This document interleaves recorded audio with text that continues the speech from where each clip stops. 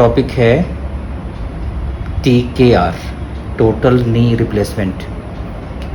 Replacement को arthroplasty भी बोलते हैं, रिकंस्ट्रक्शन सर्जरी भी बोलते हैं इसे। किसी भी जॉइंट को नए ढंग से बनाने को ना आर्थोप्लास्टी बोलते हैं। चाहे वो नी का हो तो नी आर्थोप्लास्टी हो गई, शोल्डर का अगर हम ने करना है तो शोल्डर आर्थोप्लास्टी हो गई। जिस भी जॉइंट का रिकंस्ट्रक्शन सर्जरी करना है, पहले और अब में काफ़ी डिफरेंसेस हैं, काफ़ी चेंजेस हैं सर्जरी में। क्योंकि पहले स्टाम्प टाइप की नी रिप्लेसमेंट होती थी। उसमें करते क्या थे सर्जन कि उसके जैसे नी जॉइंट का करना है तो नी जॉइंट का जो अपर पार्ट है वो आपका फीमर है और लोअर पार्ट है टिबिया। फिबुला का तो कोई ज़्यादा रोल नहीं होता जॉइंट्स में। तो इसके अपर पार्ट को कट करके और जितनी लेंथ की उसकी स्टंप होती थी फिक्स करने का, एक स्टंप का मतलब है रूट होता था उसका इम्प्लांट का, उतना ही साइज का उसमें डिग करते थे, वहाँ से बोन मैरो को निकाल देते थे और फिर उसमें सीमेंट जो बॉडी के लिए हार्मफुल नहीं होती बहुत ज़्यादा, उसे डाल करके उसको फिक्स कर दिया जाता था। फिर इसके बाद आई सीमेंटेड हाइब्रिड। इसके बाद एडवांसमेंट हुई है नई इम्प्लांट की, जिसमें अंदर से कुछ निकालते नहीं है, बोन मैरो को या बोन्स को कट नहीं करते।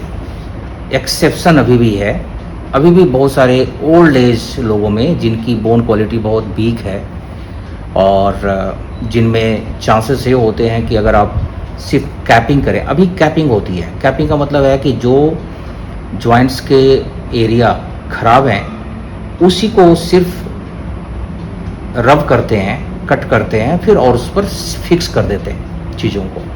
तो एक तरह से कपिंग टॉपिंग हो गई, जैसे स्ट्रक्चर है इसके ऊपर से इम्प्लांट लग गया।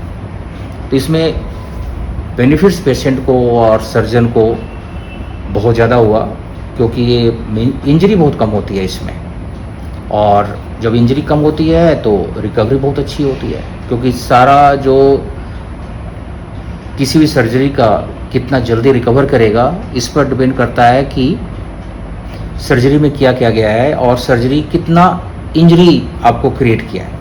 तो जितनी कम इंजरी होगी उतनी जल्दी पेशेंट इम्प्रूव होगा।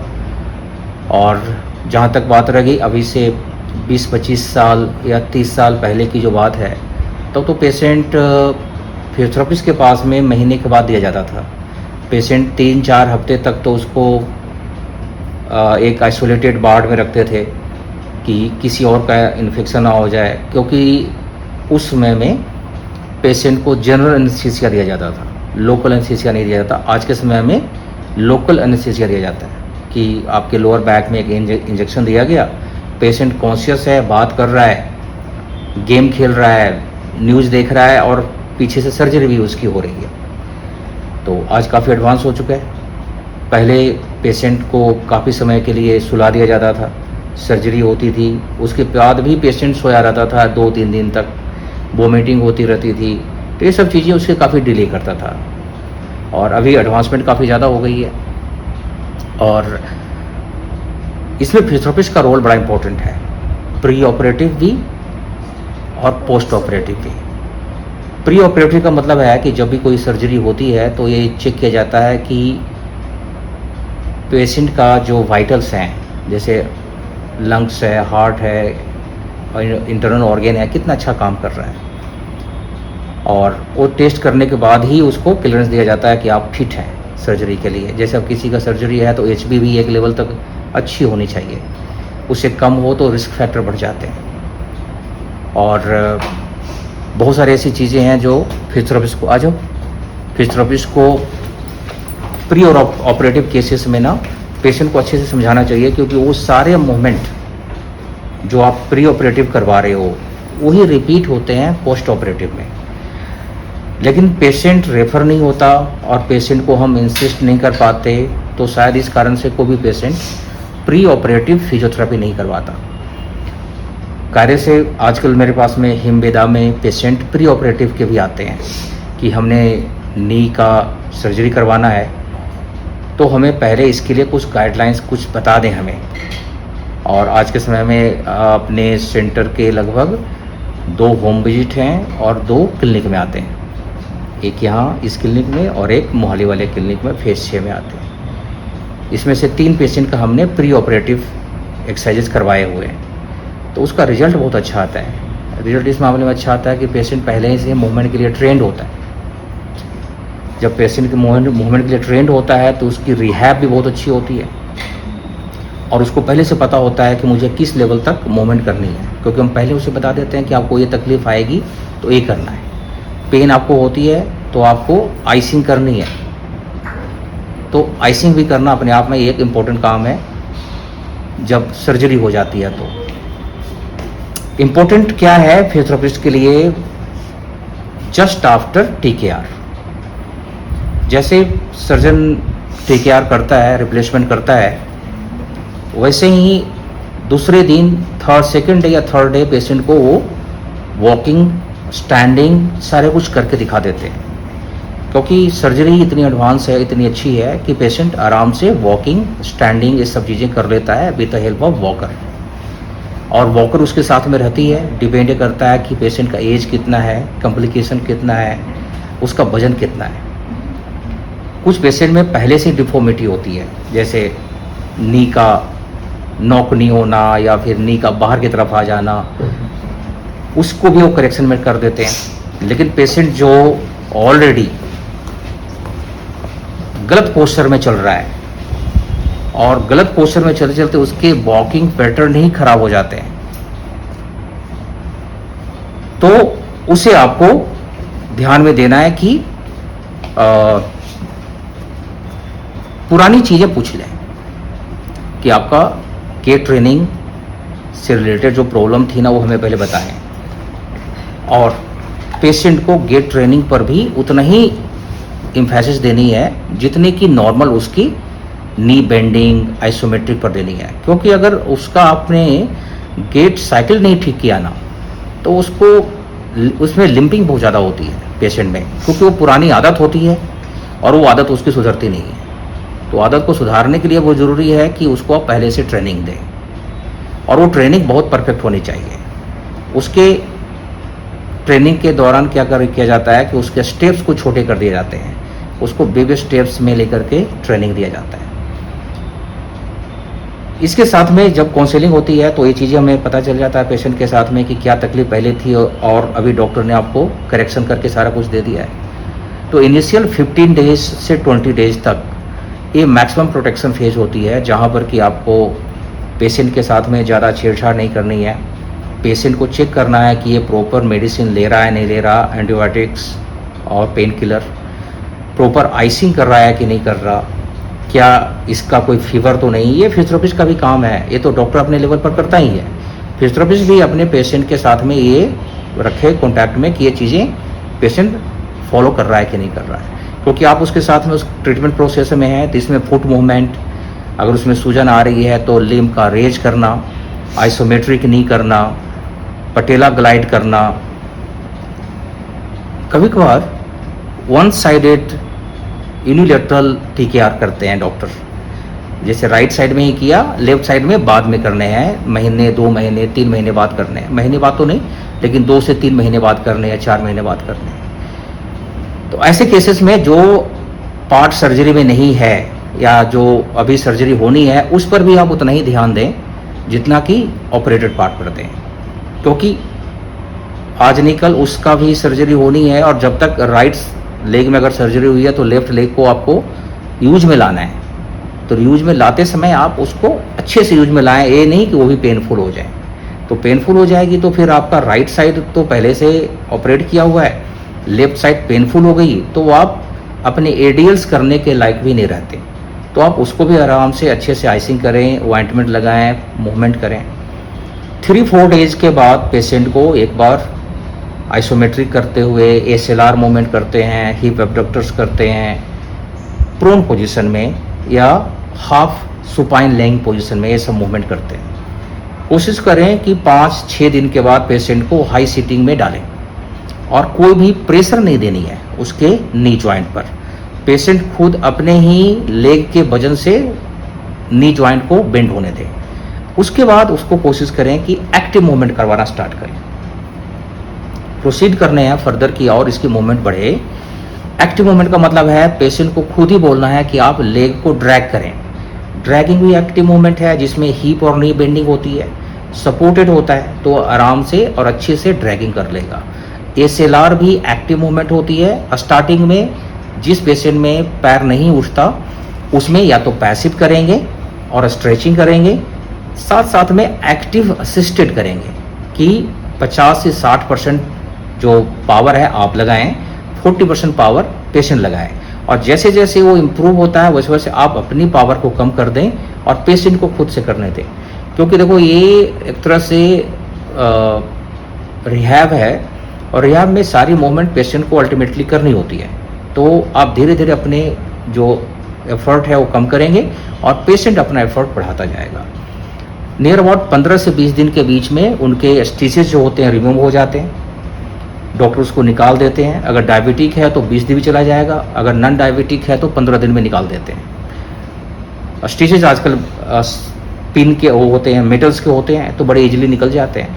अगर डिजॉल्व वाले हैं तभी कोई दिक्कत नहीं, उसको भी वो निकाल देते हैं। जैसे ही उनका स्टिचेस निकले तो 1 या 2 दिन के लिए फिर से उस पर एक पट्टी होती है, उस पट्टी को आप तुरंत से ना निकालें, 1 या 2 दिन के बाद निकालें।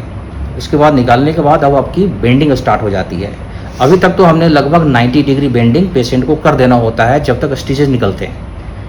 90 डिग्री बेंडिंग हो जानी चाहिए, 90 डिग्री से ज़्यादा बेंडिंग नहीं करनी चाहिए क्योंकि वो स्टील के जो पिन होते हैं ना मसल्स में जुड़े होते हैं, मसल्स में लगे हुए होते हैं। तो आप उससे ज़्यादा बेंड करेंगे तो स्ट्रेच आती है और वो मसल्स फट भी सकता है, पेशेंट को पेन भी हो सकता है, पेशेंट को सूजन भी आ सकती है, रेस्टलेस भी हो सकता है पेशेंट आपका। तो आप इतना जल्दी ना करें, 15 दिन में 90 डिग्री आ जाना काफ़ी होता है क्योंकि सर्जरी इतनी एडवांस होती है कि आप ना भी कुछ करें तब भी सर्जन ने इतना अच्छा काम किया होता है कि 120 और 30 डिग्री बेंडिंग हो जाती है।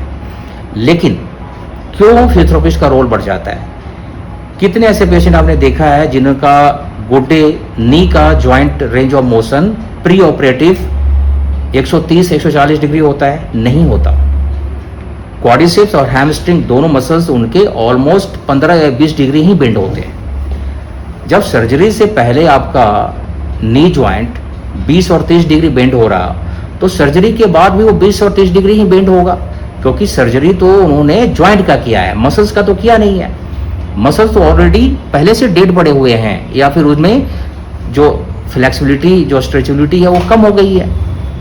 तो 15 डेज में तो लगभग हम निकाल देते हैं स्टिचेस को, 15 से 20 दिन में तो निकाल देते हैं स्टिचेस को। और स्टिचेस को निकालने से पहले मैं हमेशा फील करता हूँ कि जब मेटल के पिन होते हैं तो 90 डिग्री से ज़्यादा बेंड ना किया जाए क्योंकि वो पटेला पर वो फिर काफ़ी रब करता है, स्ट्रेस पड़ता है वो। लेकिन आजकल थोड़ा सा हाई रेंज वाले आ गए, 110-15 तक डिग्री तक आराम से पहुँच जाता है, आराम से पहुँच सकता है। थोड़ा सा पास में कर दो सर। इसमें फिजियोथेरेपिस्ट को किस लेवल पर ध्यान देना चाहिए बेंड करते हुए? बेंड करते देख तो धीरे धीरे इसको बढ़ाना है और क्वाड्रिसेप्स पे ज़्यादा स्ट्रेस देना है। सर जब पिन होते हैं लगे हुए, सपोज कि अगर डायबिटिक है फिर तो 15-20 दिन के बाद ही आप निकालते हैं, उससे पहले तो नहीं निकालते आप? 15 दिन 14 दिन का टाइम है। 14 दिन का टाइम है। अगर कोई पेशेंट बहुत ही हाईली डायबिटिक है तो कोई प्रॉब्लम नहीं आती, अगर इन्फेक्शन के चांस नहीं है या रेडनेस नहीं है, ठीक है। फिर अगर रेडनेस है फिर डिले कर सकते हैं, 3-4 दिन के लिए, 5 दिन के लिए, ठीक है। लेकिन अल्टरनेटर निकालते पहले ओके, जो पिन्स होते हैं ना, स्टेपल्स बोलते हैं उसको, उसको अल्टरनेट को पहले निकालते हैं।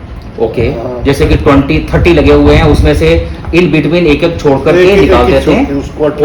ओके, उसको अल्टरनेट बोलते हैं। अच्छा, ये भी एक अच्छी टेक्निक है फिर तो, है ना? मतलब उससे पता चल जाता है गेपिंग तो नहीं हो रही ना। हाँ, गेपिंग तो नहीं हो रही है क्योंकि अगर उसमें कोई गेपिंग होगी तो फिर वो ऑटोमेटिक दिख जाएगा और हमारे पास में एक सपोर्ट भी है पहले से, सपोर्ट रह जाएगी, बीच में तो हम सपोर्ट रह जाएगी तो उसको हम डिले कर सकते हैं। डिले कर सकते हैं। अच्छा, ये तो अच्छा टेक्निक है। ओके सर, इसमें जो फिजियोथेरेपिस्ट के लिए इम्पोर्टेंट मैं बात मानता हूँ या फिर क्या सजेस्ट करते हैं कि जब तक स्टिचेस ना निकलें कितनी बेंडिंग हो जानी चाहिए? थर्ड डे से शुरू कर सकते हैं हम बेंडिंग स्टार्ट करते हैं। 48 आवर्स के बाद पहली डिग्री ऑफ बेंडिंग कितनी होनी चाहिए, मतलब कितना, जैसे जितना कंफर्टेबल रहे पेशेंट को।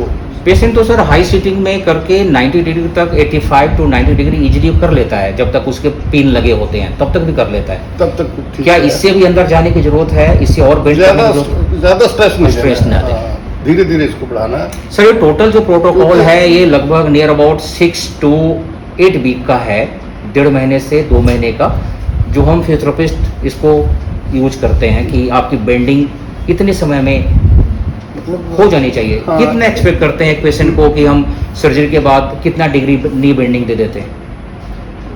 120 इमीडिएट आफ्टर सर्जरी नहीं सर, आफ्टर 4 वीक्स और 6 वीक्स 6 वीक तक तो पूरी मूवमेंट आ जाती है। 120 तक, हाँ मतलब 90-100 तक 90 से 100 तक आ जाती है। फिर धीरे धीरे जैसे अंदर हीलिंग हो जाती है तो फिर धीरे धीरे और थोड़ा स्ट्रेस दे सकते हैं। पहले स्ट्रेस नहीं देना क्योंकि जख्म खुल जाएगा तो फिर चांसेस ऑफ इन्फेक्शन हो जाते हैं। ओके, और सर पावर पर भी हम काम करते हैं कि क्वाड्रिसेप्स, जैसे आपने बताया कि क्वाड्रिसेप्स पर ध्यान देना है क्योंकि एंटी ग्रेविटी मसल्स है जो आपकी बॉडी को ग्रेविटी के अगेंस्ट में जो नीज पे स्ट्रेस आनी है ना उसको कम करने में क्वाड्रिसेप्स का बहुत रोल है। और 0 डिग्री तक लाने की कोशिश करनी है। एक्सटेंशन है ना, जो एक्सटेंशन लैग नहीं रहने चाहिए, एक्सटेंशन लैग नहीं रहनी चाहिए। जो लास्ट 5 डिग्री है ना वो बहुत इंपॉर्टेंट है। उसमें वास्टस मीडियलिस मसल होता है। ओके, VMO वास्टस मीडियलिस ऑब्लिकस, यही है ना? ऑब्लिकस नहीं है, वास्टस मीडियलिस है। ऑब्लिकस और अच्छा वो जो है उसके स्ट्रेंथनिंग से वो 5 डिग्री जो है लास्ट वाला 5 डिग्री है ना, वो वास्टस मीडियलिस से ही आएगा। ओके, नहीं तो नी लॉक नहीं होता। फिर नी लॉक नहीं, तो इसका मतलब ये है कि जो हम कोई थिक टॉवेल या कपड़ा जो नी के नीचे में दे देते हैं, एक लेवल के बाद उसको हटा देना चाहिए। नहीं, उससे थोड़ा सा आइडिया लग जाता है ना कि ये उठ रहा है कि नहीं उठ रहा। जो लास्ट वाला 5 डिग्री है ना उसके लिए हमें पिलो चाहिए या कोई भी कपड़ा देते हैं, कुछ भी। ठीक है, 0 डिग्री तक लाने के लिए। और सर नी सर्जरी के बाद क्या नी इमोबिलाइजर लगाना चाहिए, रिकमेंडेड होती है? फॉर 2 वीक्स लगाने चाहिए। 2 वीक्स इमोबिलाइजर। कुछ लोगों का जॉइंट पहले से बहुत खराब होते हैं, एक जैसे गटर स्प्लिंट होती है, उसको गटर स्प्लिंट बोलते हैं। ओके, उसमें 2 वीक्स के लिए हमें रखना होता है ताकि अंदर प्रॉपर हीलिंग हो जाए, जख्म ना खुल जाए। और जो अंदर वाइक्र लगाते हैं वो अपनी जगह पर है। हाँ। ठीक है सर, इसमें एक इम्पोर्टेंट चीज़ जो आपने बताया कि लास्ट के जो 5 डिग्री होते हैं जिसमें नी लॉकिंग हो जाती है, बेसिकली नी लॉकिंग हो जाती है। जहाँ तक मैं जानता हूँ ये बहुत ही नी लॉकिंग बोलते हैं, वेरी इंपॉर्टेंट। लचक आ जाती है क्योंकि जब नी लॉक नहीं होती तो आपके मसल्स काम करते होते हैं, और जब नी लॉक हो जाती है तो आप एक ऐसे जगह पर, ऐसे पोजीशन पर आ जाते हैं जहाँ पर कि आपकी कम से कम मसल्स पावर यूज होती है और आप लंबे समय तक खड़ा रह सकते हैं। तो जो ओल्ड एज में सर यही प्रॉब्लम होती है ना कि नी लॉक नहीं होता और वो पूरी की पूरी क्वाड्रिसेप्स पर और हैमस्ट्रिंग पर होते हैं और लंबे समय तक खड़े नहीं रह सकते। तो ऐसे गिरने के चांसेस बढ़ जाते हैं। ओके, और सर आइसिंग लॉक नहीं होगा तो गिरने के चांसेस। और सर आइसिंग का कितना यूज है? आइसिंग अगर हमें लग रहा है कि थोड़ी वार्मथ है फिर आइसिंग की जरूरत है, otherwise icing not required. Sir icing is required only in acute injury cases. Icing sir patient मैं देखता हूँ कि पेशेंट हमारे पास में जब आते हैं तो 3-4 दिन के बाद ही ना वो पेशेंट जो doctor recommended dose of pain killer जो होता है उसको अपने हिसाब से बंद कर देते हैं। ये कितना सही है? कितने दिन? 3-4 दिन में। कुछ लोग तो 3-4 दिन में बंद कर देते हैं कि मुझे साइड इफेक्ट नहीं चाहिए। 5 से 7 दिन तक तो रिक्वायर्ड है। एंटी इन्फ्लेमेटरी भी है, एनाल्जेसिक भी है, दोनों इफेक्ट है। लेनी चाहिए सर, है ना? जरूरी होता है ताकि आपकी, क्योंकि सर्जरी के भी जो साइड इफेक्ट होते हैं, जो कट होती है उसके कारण से भी इंजरी, वो तो 24 से 48 घंटे तक हम एपिड्यूरल निकाल देते हैं। ओके, जब 48 आवर हो जाते हैं एपिड्यूरल जो एनेस्थीसिया होता है उसका इफेक्ट रहता है। उसकी टॉप ऑफ डोज जो देते रहते हैं ना 48 आवर तक, वो एनाल्जेसिक का काम करती है। उसके बाद फिर एंटी इन्फ्लेमेटरी टैबलेट्स जो है वो देते हैं ज़्यादा, और एंटीबायोटिक्स लगभग 12 से 15 दिन, 10 दिन, 14 दिन तक। ओके, और इसमें गेट ट्रेनिंग का भी बड़ा इंपॉर्टेंट है सर फिजियोथेरेपिस्ट के लिए कि पेशेंट को अच्छे से हील टू टो चलने के लिए सिखाएं। पूरे पंजे से ना चल करके वो हील टू टो चले, रिहैबिलिटेशन में हमारे लिए तो सबसे इम्पोर्टेंट यही है जी कि जब पेशेंट को आप सर्जरी कर देते हैं, पेशेंट बिल्कुल, क्योंकि सर्जरी करने के बाद सर आपने तो लगभग 90% काम कर ही दिया, बाकी रह गई कि उसकी वॉकिंग पैटर्न सुधर जाए, क्योंकि पेशेंट बहुत लंबे समय से जब गोटे खराब होने के कारण से टेढ़े चलता होता है, 5 से 7 दिन बाद हम वॉकिंग शुरू कर देते हैं। वॉकिंग शुरू कर देते हैं। और सर ये वॉकर जो है ये पेशेंट बाय पेशेंट वैरी करता है या फिर एक स्टैंडर्ड प्रोटोकॉल है कि आपको वॉकर कुछ समय तक रखना है? वॉकर जब तक मसल पूरे स्ट्रांग नहीं होते तब तक वॉकर का बहुत अच्छा रोल है। बहुत अच्छा रोल है और ये लेने चाहिए वॉकर। लेना वॉकर जरूरी है। ठीक है सर, एक मैसेज दे दीजिए आप। मैं बता दूं हमारे साथ में डॉक्टर गुरदेव सिंह हैं, MS ऑर्थो। सर ने अपनी डिग्री PGI से की हुई है और सर का एक अपना हॉस्पिटल भी है, गुरदेव हॉस्पिटल। कितना बेडेड है सर हॉस्पिटल? हो 25 बेड का हॉस्पिटल है और भटिंडा शहर में है। तो अगर ये वीडियो कोई देख रहा है भटिंडे के आसपास का, तो अगर जॉइंट और जॉइंट से रिलेटेड अगर कोई दिक्कत तकलीफ है आपको तो सर के हॉस्पिटल में जाएं। सर चंडीगढ़ में और मोहाली में भी अवेलेबल हैं, तो आप यहाँ भी सर से मिल सकते हैं। हमारे वहाँ हॉस्पिटल सेंटर में डॉक्टर मोहित गर्ग है, सफदरजंग के पोस्ट ग्रेजुएट है, वहाँ के सीनियर रेजिडेंट है। ओके। और he is doing all type of surgery, hip replacement, knee replacement, spine surgery, ACL reconstruction, PCL reconstruction, good, और ऑल टाइप ऑफ ट्रॉमा। और ट्रॉमा। तो मैं वीडियो बना रहा था तो सर उस बीच में ही आ गए, क्योंकि सर के साथ में आज हमने कुछ नई चीज़ें सीखनी है और वो पेशेंट के लिए बड़ा इम्पोर्टेंट है। तो अभी हम जो नेक्स्ट वीडियो बनाएंगे इसी पर बनाने जा रहे हैं कि पेशेंट अपना ख्याल कैसे रखे और किस समय में किस डॉक्टर को दिखाए, और जब कोई दर्द होती है आपकी जॉइंट की, लोअर बैक की, सर्वाइकल की, तो उसमें ऑर्थोपेडिशियन का कितना रोल है? हम 40 से 50 साल के बाद चाहते हैं कि पेशेंट स्क्वाट ना करे। स्क्वाट ना करे। स्क्वाट जो पाँव के बाहर बैठना होता है नीचे ना, ठीक है, 90 degree, even otherwise also. Okay okay, क्योंकि उसकी एक लिमिटेशन होती है। You can have squatting in bed, but not on the floor. जिसको हम फुल स्क्वाटिंग करते हैं, बोलते हैं। हाँ, फुल हाफ स्क्वाटिंग तक तो अलाउड है, जो अपना इंडियन स्टाइल है ना। सर एक और इम्पोर्टेंट चीज जो मुझे पेशेंट पूछता है मेरे पास में कि क्या हम क्या बोलते हैं उसे, पालथी मारना, है ना? वो कितना अलाउड है? 40-45 के बाद हम अलाउ नहीं करते। लोग जाते हैं, करते हैं, डिसओबे करते हैं, लेकिन अवॉइड करना चाहिए। जितना नीचे कम जाएंगे उतना ज्यादा फायदा है। उसकी वियर एंड टियर कम हो जाएगी, जो माइक्रो फ्रैक्चर होते हैं जिससे ऑस्टियोफाइट। आप लोग आगे आ जाओ। कोई क्वेश्चन पूछना है सर से इस बीच में? TKR के लिए कुछ पूछना है सर से? नहीं? अच्छा, नेक्स्ट वीडियो में हम पूछते हैं। बहुत सारी चीज़ें हैं जो sir. Thank you very much sir.